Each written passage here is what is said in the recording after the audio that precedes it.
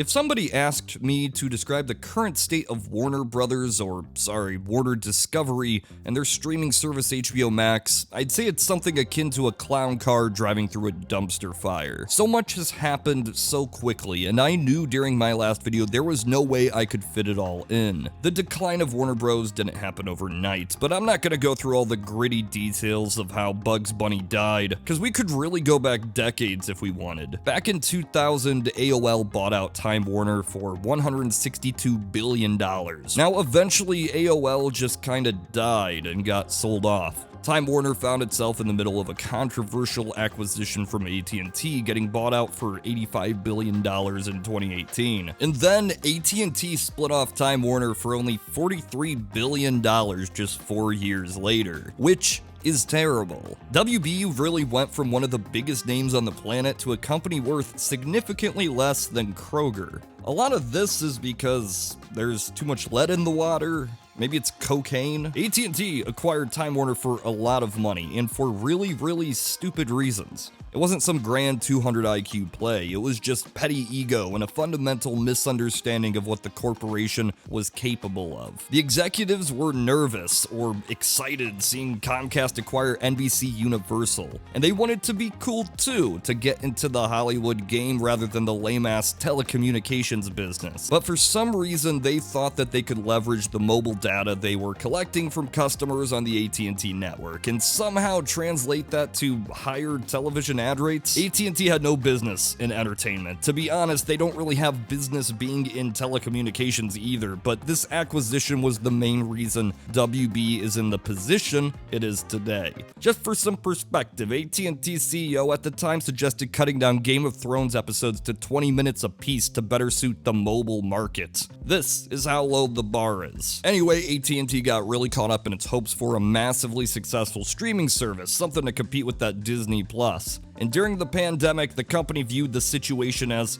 a huge opportunity, actually. Movie theaters are closed, people are at home. They decided rather than delay upcoming blockbuster films for a few months or a year, that they would just throw them out on the new streaming service HBO Max. It was bold, brash, and turns out really stupid. When you give people the option to watch any film that you make from home, it makes less financial sense for them to go to the movie theater. Now, a lot of people had questions of how this would possibly make money when it went down, but AT&T seemed to view it all as very sensible because people were going to be using AT&T services more. But yeah, AT&T had a grand vision of removing net neutrality and blocking off anybody from viewing content from Warner Brothers unless they had AT&T internet or mobile services. But even with these billions of dollars in investment, it still didn't work out in their favor because they're just that stupid.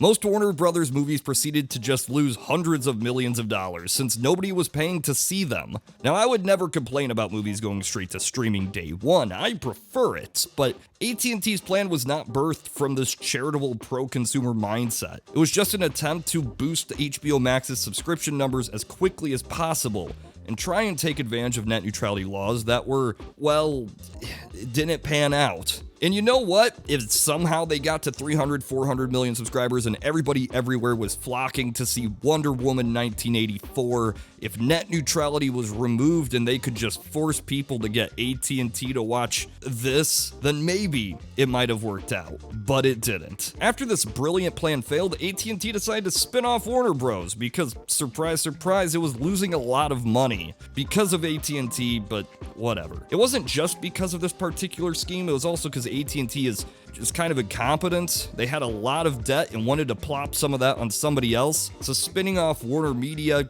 giving them the debt, selling it to Discovery, what could go wrong? What we're left with is Warner Brothers Discovery, the stuff dreams are made of. And it's been a rough time. And that's the big reason people are here. That's what you want to hear about. You want to hear about Batgirl in Scoob 2. The Christmas Scoob. Yeah, so if you didn't know, there was a Batgirl movie. It cost like $90 million to make, and it was supposed to release later this year on HBO Max. It was almost entirely shot, entering post-production, and it was canceled. It's not coming out. It's dead. Now, if you didn't know this was a movie that was coming out this year exclusively for HBO Max, I wouldn't blame you, because I didn't know it was a thing. I had no idea it was in production or existed until it was gone. But regardless, this caused a reaction. Now, I don't know how legitimate the backlash was to this cancellation. It could have been fueled by opportunistic pop culture journalists, but regardless, most people found it kind of weird that a movie that was mostly finished was just not coming out. Lost media, never to be seen. A final funeral showing for the cast and crew, and then bloop, deleted off the hard drives. So why'd they do this? Were they just being meanies? If a studio expects a film to bomb either due to the test audience reaction or the executives just don't like how it's turning out, they have the option to get rid of it and write off the production as a tax loss.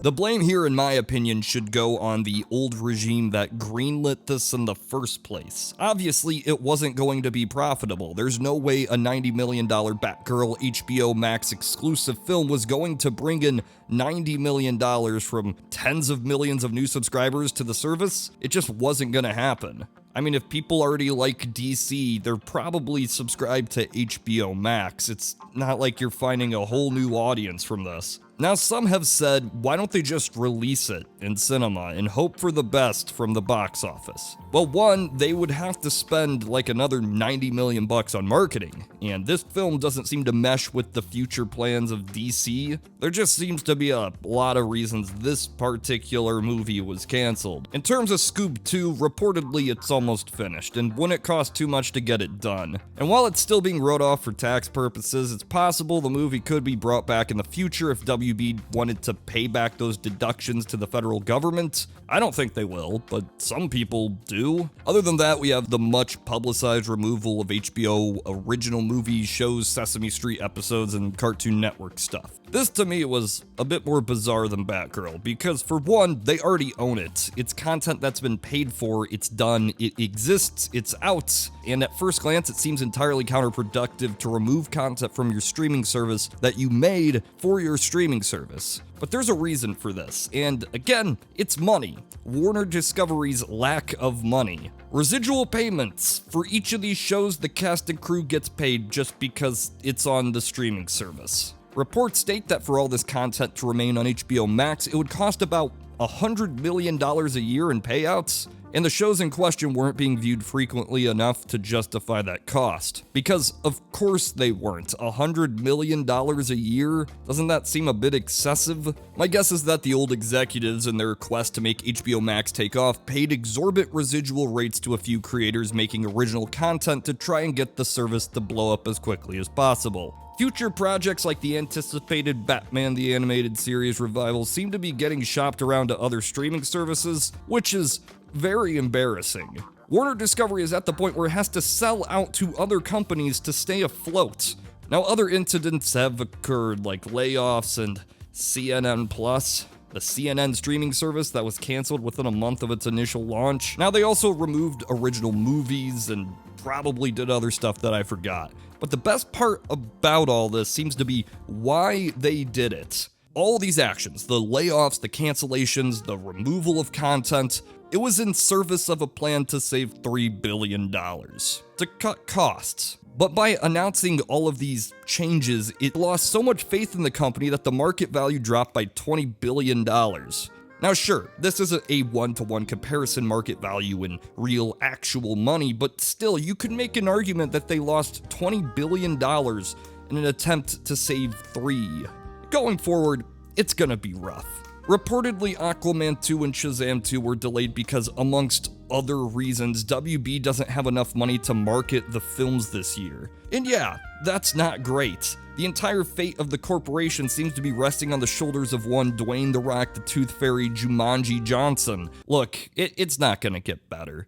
Remember how AT&T spent an insane, outrageous amount of money getting HBO Max off the ground? They did all of this, which destroyed these films just to get new subscribers to the service? Well, this was the future of Warner Brothers that everything was building towards.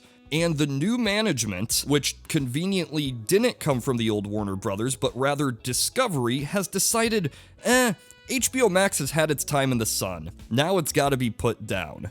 That's right, after billions of dollars of debt and costs and losses, they just want to start over, which is mind-blowing to me because it's about the last thing you would want to do right now. The only stable part of your company, and you just say, let's get rid of it? I think the reason they're doing this is corporate politics. I think it's as simple as guy comes from Discovery, he doesn't want to build off the achievements and service of the old guard. He's got to get his own project, make a new service that's his trophy.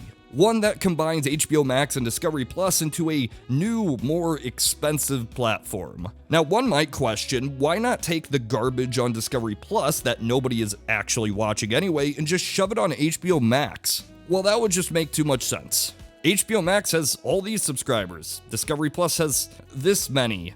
Of course, it doesn't make sense to just get rid of HBO Max after all this work and effort, so it's gotta be ego. They don't want Discovery content playing second fiddle, even though it absolutely is second fiddle. And by doing this, it might kill the whole company, who knows? Just the logistics of trying to start a new streaming service. You have no guarantee that in 2 years, people are going to want to go to a new thing. Who knows how many people just sign up to HBO Max for the big push, the big movies, and forgot to cancel their subscriptions. Moving over here is a massive risk that makes no sense. It boggles the mind that a corporation with so many notable IPs, so many ways to make money, could be collapsing like this. Am I saying that I could have done a better job? Yes.